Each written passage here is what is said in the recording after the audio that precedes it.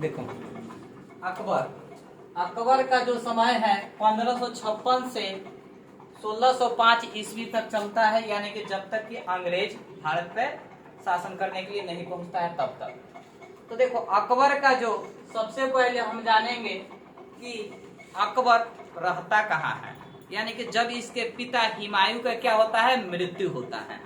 तो हुमायूं का मृत्यु यानी कि दिल्ली में, यानी कि दीन पनाह भवन में 1556 ईस्वी में शेर मंडल के लाइब्रेरी से सीढ़ी से गिरते समय हुमायूं का क्या होता है, मृत्यु होता है। तो उस समय अकबर यानी कि हुमायूं का पुत्र कौन है, अकबर। तो अकबर यानी कि जब हुमायूं की मृत्यु हुई तो उस समय अकबर कहाँ थे, तो पंजाब के कलानौर में।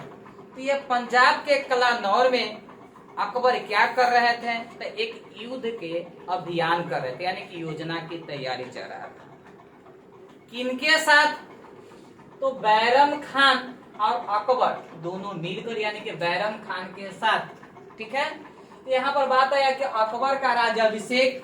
तो यहाँ जैसे ही इनको पता चलता है कि मेरे पिता का क्या हो गया है, मृत्यु हो चुका है दीन पनाह भवन में सीढ़ियों से गिरते के दौरान, तो कोई ना कोई राजा होना चाहिए। तो सबसे पहले बैरम खां क्या करता है, अकबर को राज्याभिषेक करवा देता है। लेकिन इससे पहले इनको पता चलता है अकबर को कि मेरे पिताजी को क्या हो चुका है, मृत्यु हो चुका है। ये बहुत रोने लगते हैं, बहुत ज्यादा, क्योंकि ये बहुत कम उम्र का, लगभग 13 से 14 उम्र का कौन है, अकबर है। तो जिसके वजह से ये रोने लगते हैं। तो बैरम खां जल्दी में राज्याभिषेक करके इन्हें क्या कर देता है, राज्य यानी कि राजा घोषित कर देता है। ठीक है, कहाँ पर, तो कन्नौर में, या सॉरी कालानौर में। ठीक है, तो अब इसका जीवन परिचय के बारे में देख लेते हैं अकबर का। तो अकबर शब्द का अर्थ होता है फारसी भाषा में महान। अकबर शब्द का अर्थ होता है फारसी भाषा में महान, जिसका जन्म क्या हुआ था 15 अक्टूबर 1542 में अमरकोट में। ठीक है, 41 में हुमायूं का क्या हुआ था, विवाह हुआ था। 42 में ये अकबर जन्म लेता है, यानी कि अमरकोट में। जब ये एक युद्ध में इनके पिताजी हार जाते हैं तब भागकर चले जाते हैं सिंध में। ठीक है, रणवीर के यहाँ, किसके यहाँ, रणवीर के यहाँ। वहीं पर जब शरण लिए हुए रहते हैं तो जन्म होता है किसका, अकबर का। तो रणवीर शेरशाह सूरी से डर जाता है, जिसके वजह से हुमायूं को क्या करता है, अपने घरों में जो शरण दिए हुए था वहां से निकाल कर इनको भगाने का काम करता है। सोचता है शेरशाह आएगा अब मेरे ऊपर क्या कर देगा, हमला कर देगा, मेरा जो साम्राज्य है इसे तहस नहस कर देगा। कौन, रणवीर सिंह सोचता था। क्यों सोचता है, इसलिए सोचता है कि हमने हुमायूं का क्या दिए हुए हैं, शरण दिए हुए हैं, जिसके वजह से। तो यहाँ से अकबर का यानी कि जन्म की घटना है, उधर नहीं चलेंगे, अकबर से ही चलेंगे। अन्य नाम, अकबर एजाम, अकबर का अन्य नाम महाबली, जलाल, बादशाह, ये अन्य 4 नाम है। और भी नाम है, लेकिन जो महत्वपूर्ण है वह नाम को हम लिख दिए। ठीक है, अब अकबर की पत्नी का बात आता है, तो ये रुकैया बेगम, जो कि हिंदाल की लड़की थी। तो हिंदाल कौन है, तो अकबर के चाचा के लड़की कौन थी, रुकैया बेगम। और सलीमा बेगम, जो बैरम खां इनका जो संरक्षण के रूप में काम कर रहे थे, उन्हीं की एक विधवा यानी कि विधवा पत्नी है। सलीमा बेगम से विवाह करता है अकबर।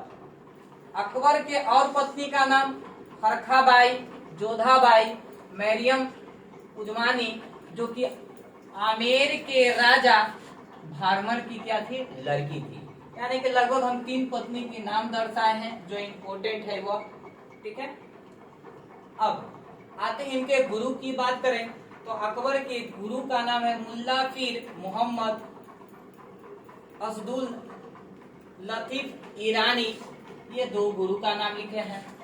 इनके प्रधानमंत्री, पेपर में पूछता है कि अकबर के प्रधानमंत्री अर्थात तो वजीर का नाम क्या है, तो अबुल फजल। अकबर का संरक्षण के रूप में बैरम खां, क्योंकि इनके साथ में हमेशा कौन रहते थे? बैरम खां।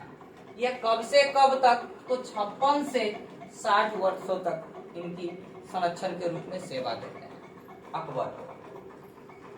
अब आता है बात आगे कि दिल्ली एवं आगरा के गद्दी पर बैठने से पहले अकबर क्या थे? तो गजनी एवं सिंध का सूबेदार थे। गजनी एवं सिंध का सूबेदार। मुगल वंश का वास्तविक संस्थापक के रूप में अकबर को माना जाता है। तो 1556 ईस्वी में, यानी कि 5 नवंबर 1556 ईस्वी में पानीपत की दूसरी लड़ाई होती है। इस लड़ाई के पहले क्या क्या घटना होता है, थोड़ी देर इधर देख लें। तो देखो, दिल्ली पर जैसे ही इनके पिता हुमायूं के क्या होता है, अकबर के पिता हुमायूं की मृत्यु होता है, वैसे ही दिल्ली पर एक हेमू नामक व्यक्ति हमला कर देता है, यानी कि चढ़ाई कर देता है। तो हेमू कौन है?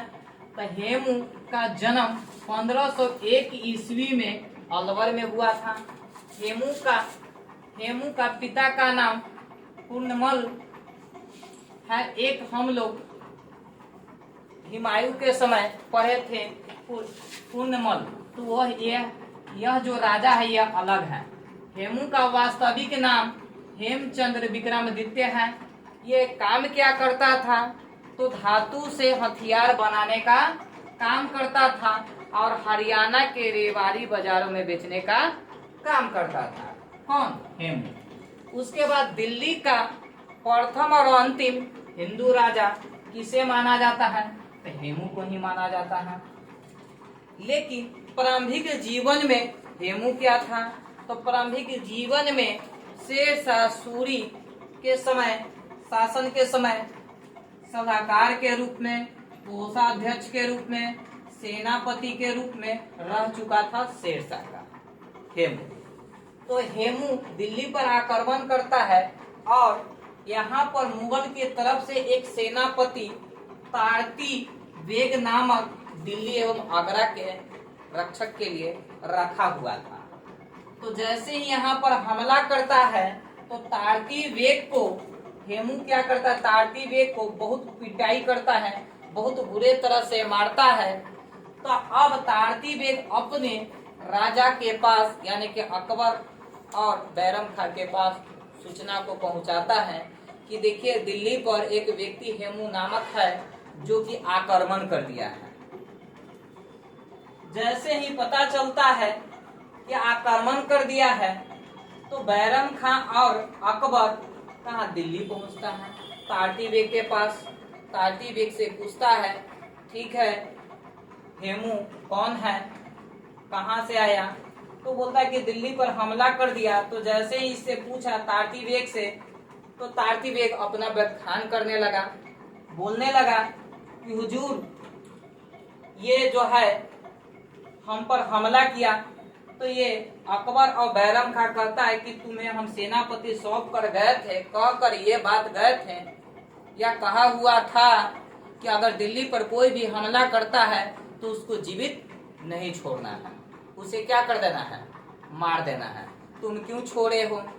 लेकिन तारती बेग बहुत डरा हुआ है, क्योंकि हेमू इसे बहुत मार मारता है, पिटाई करता है, जिसके वजह से हाथ जोड़कर बैरम खां और अकबर को भी रिक्वेस्ट करता है कि तुम इस पर क्या करो, हेमू को मत मारो, उससे मत हमला करो, मत युद्ध करो।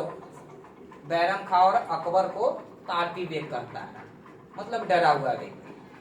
तब बैरम खां कहता है कि मेरे ही रोटी पर तुम पलने वाले हो, अब मुझे ही सिखाने चले हो। बैरम खां वहीं पर तलवार निकालता है और एक ही तलवार से तारती बेग का क्या करता है? सर से, यानी कि मुंडी को क्या कर देता है? अलग कर देता है। ठीक है। तो तारती बेग का बहुत पिटाई करता है कौन? हेमू। सबसे अधिक भूमिका किसका है? तो बैरम खां का है। अकबर एक ही तलवार में हेमू का क्या करता है? वध करता है। तो इससे पहले थोड़ा क्या हुआ? तो देखो, अकबर एक ही तलवार से हेमू का वध करता है।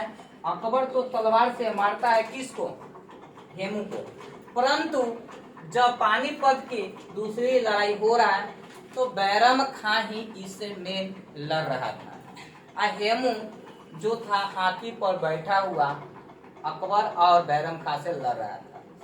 तो बैरम खां के दोबारा हेमू को बहुत से तीर लग जाता है, आंखों में लग जाता है, जिससे वह हाथी पर से नीचे गिर जाता है घायल होने के दौरान।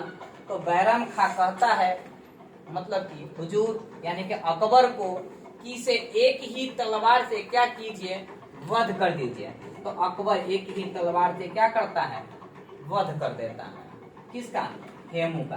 कारण यहाँ पर है कि बैरम खां अकबर क्यों नहीं, तो इसका उम्र ही क्या था अकबर का, 13 से 14 उम्र है। तो इसको कितना पता है कि किस तरह से युद्ध लड़ा जाता है। ठीक है, बाकी अब देखेंगे नेक्स्ट वीडियो।